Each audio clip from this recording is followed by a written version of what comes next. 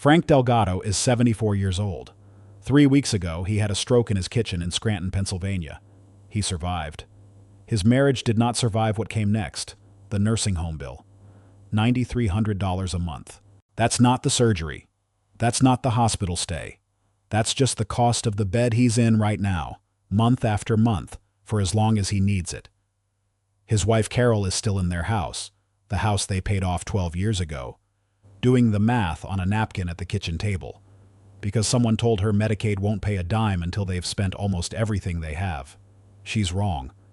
And so is almost everyone who's ever heard that same warning. There's a rule, a real one on the books right now, that protects most of what they built. Carol doesn't have to sell the house. She doesn't have to hand over the savings. She just has to know 4 words to say to a caseworker.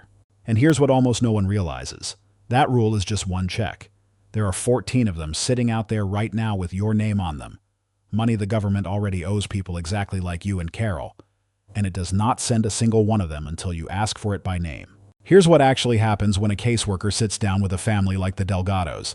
Medicaid does not look at Frank and Carol's money as one shared pile anymore, once Frank needs long-term care. Federal law splits it, on purpose, into what belongs to the spouse who's still living independently, and what belongs to the spouse getting care. That split is called the Community Spouse Resource Allowance, and right now it lets Carol protect somewhere between $32,532 and $162,660 in savings and assets, depending on what they had going in. The house Carol lives in isn't even part of that fight. It's excluded entirely, as long as she's still in it. And it's not just the savings. Carol keeps a monthly income allowance, too, between $2,643 and $4,066 a month, just for her, protected from going toward Frank's care. That minimum is rising again in July of 2026 to $2,705. Do the math on what that actually means. Frank's care runs $9,300 a month. Over 3 years, that's $334,800, enough to wipe out most families twice over. But Carol isn't paying that number. She's protected from almost all of it, by law right now. Here's the part that decides whether this actually happens for you. None of this is automatic. Nobody at Medicaid volunteers it. Carol has to say 4 specific words to the caseworker at the time of the application. Spousal impoverishment protection. Or the system defaults to counting everything as one shared pile and starts asking her to spend it down. Quick and honest, this is education, not legal advice. The specifics of your situation go to an elder law attorney who actually works for you. That's check number 1. Carol didn't know it existed until a social worker mentioned it in passing. 13 more are just like it, sitting there, unclaimed, because almost nobody asks. If you're 60 or older and living on a fixed income, there's a rule that applies to you and almost nobody your age uses it. Under normal SNAP rules, the government looks at your gross income before you qualify for anything. For a senior household, that gross income test disappears. What matters instead is your net income. After medical expenses, after housing costs get factored in, and the limit for a single senior sits around $1,305 a month. Clear that bar, even with Social Security coming in, and the maximum benefit runs $298 a month, $3,576 a year, in groceries that most seniors assume they make too much to get. 44 states run a second check on top of that, a state supplement layered onto federal SSI. The amount depends entirely on where you live, so I'm not going to throw out a number that might be wrong for your zip code. What I will tell you is this. Type your state in the comments right now, and if you don't know whether yours runs one, we'll tell you. Neither of these arrives because you turned 60. Neither shows up in the mail. You apply through your state's SNAP office, or you run the 5-minute screener at benefits.gov, and it tells you in real time what you actually qualify for, not what you assume you don't. That's check number 2 and check number 3. 12 to go. If you've ever opened a heating bill in January and just paid it, because that's what you do now, there are 4 checks built specifically for that moment, and most people who qualify have never applied for a single one.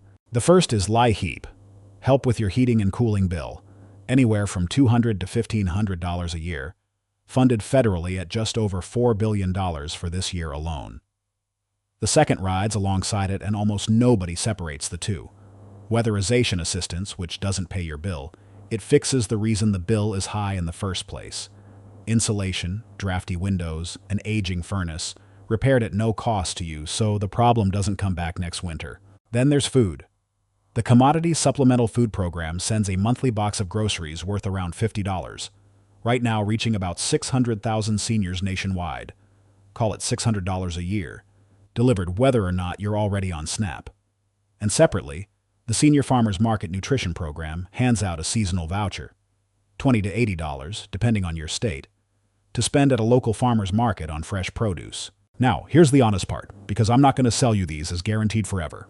These four are not like Social Security. They're funded year to year by Congress, and that funding can run out, sometimes before the year does. IRS has faced elimination proposals for the coming fiscal year, and Congress has rejected them so far. SFMNP's federal authorization technically lapsed at the end of last year, and whether your state keeps running it depends on local funding filling the gap. That's not a reason to ignore these. It's a reason to apply now, this month, before a funding cycle closes without you in it. All four route through the same two doors. Call 211 or call your local area agency on aging and ask for all four by name in one conversation. LIHEAP, Weatherization, CSFP, and SFMNP. One phone call, potentially 4 checks. None of these renew themselves. Every single year, you reapply from zero, which is exactly why the same seniors who got approved in 2024 let it lapse in 2025, without ever knowing they'd lost it. Tell us in the comments, have you used any of these four?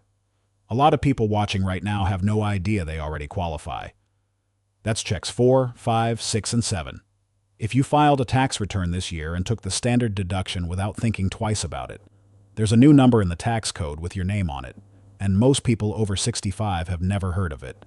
On top of the standard deduction you already know about, the extra amount seniors have always gotten, roughly $2,000 if you're single, $1,600 per spouse if you're married. There's a brand new deduction that started with the 2025 tax law. $6,000 per person, 65 or older. $12,000 for a married couple where both of you qualify. That's not a credit. That's $12,000 in income the IRS never taxes in the first place. It does phase out. 6 cents on the dollar once your income crosses $75,000 single, or $150,000 filing jointly. Gone completely past $175,000 or $250,000. For most retirees living on Social Security and a modest pension, none of that touches you. You're getting the full $12,000. And here's the number that should actually make you angry. This deduction disappears after 2028. It's not permanent. It's not indexed to keep growing. You have 4 tax seasons, this one included, to claim it. And then it's gone, whether you ever used it or not. There's a second one stacked right on top, and this one isn't a deduction. It's a credit, dollar for dollar off what you owe. The credit for the elderly or the disabled can be worth $3,750 to $7,500 if your income falls under fairly low thresholds.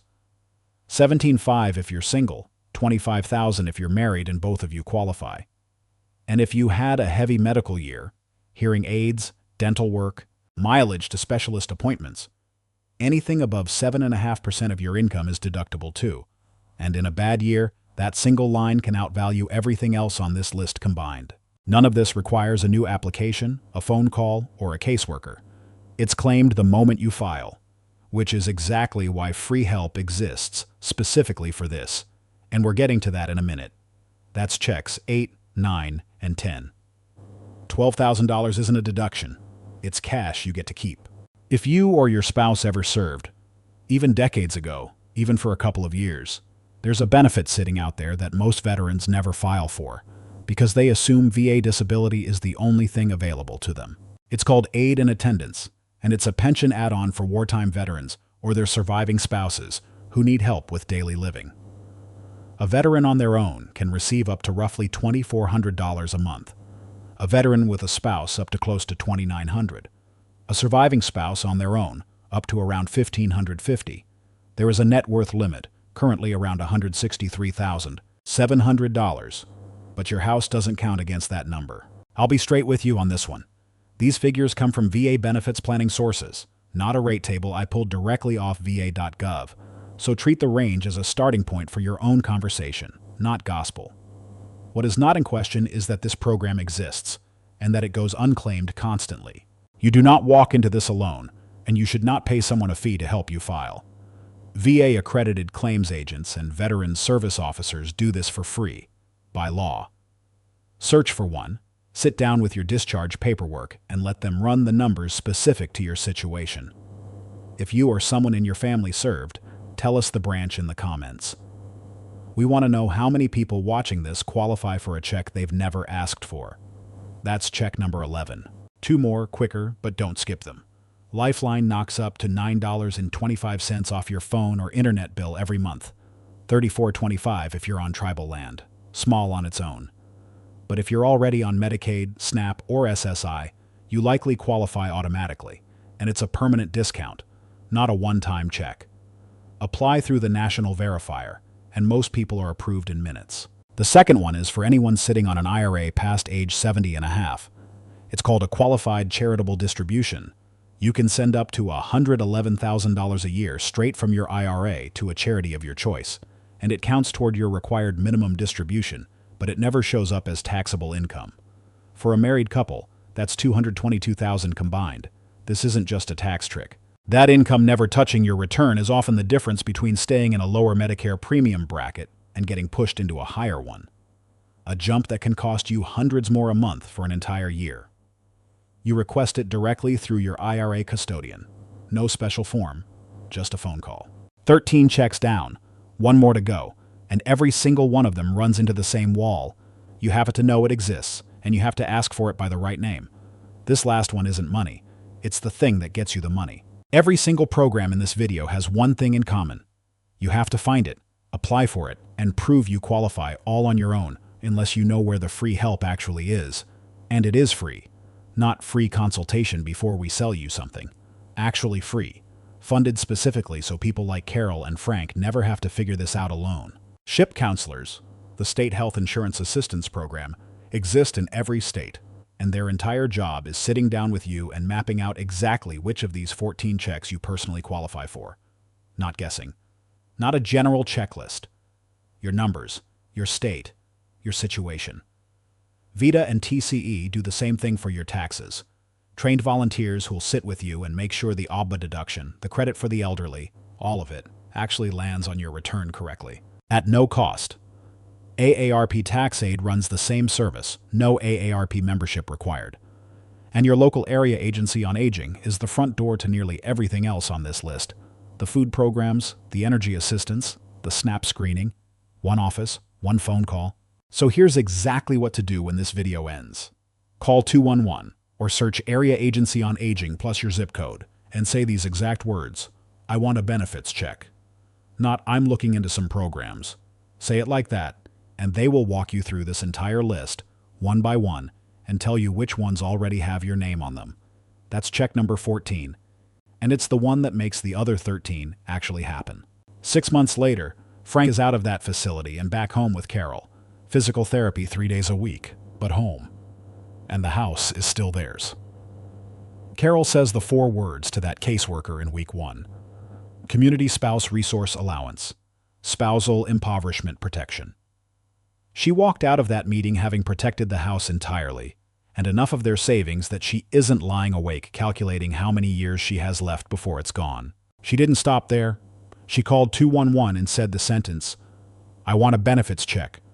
And in one 20-minute conversation, she found out she qualified for the state supplement on top of her Social Security, the LIHEAP payment before the next heating bill even arrived.